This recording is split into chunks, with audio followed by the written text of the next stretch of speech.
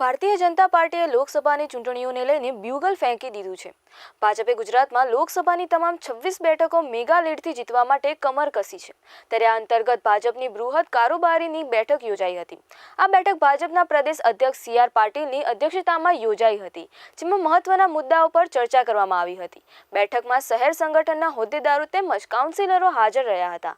અયોધ્યા રામ મંદિરની પ્રાણ પ્રતિષ્ઠાનો મુદ્દો તેમજ રાજ્યમાં 2,70,00,000 વિવિધ યોજનાના લાભાર્થી સુધી ભાજપની વાત પહોંચાડવાની રણનીતિ બનાવવામાં આવી।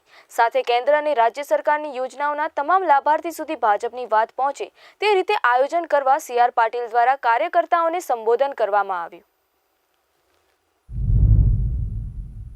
કાર્યક્રમ પાર્ટીની કાર્યકર્તાઓની પ્રદેશ અધ્યક્ષ સાથેની બેઠક હતી।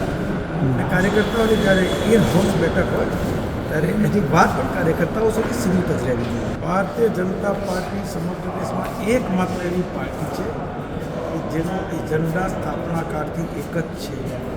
અમે શરૂઆતથી જ કહીએ છીએ, જ્યારે ભારતીય જનસંઘ હતી 1980માં ભારતીય જનતા પાર્ટી બની, અમારા એજન્ડામાં અમારા ધ્યેયમાં કોઈ પરિવર્તન નહીં। શરૂથી કહેતા હતા 370 હટાવીશું, રામ મંદિર બનાવીશું, બંને એજન્ડા પાર પડ્યા છે।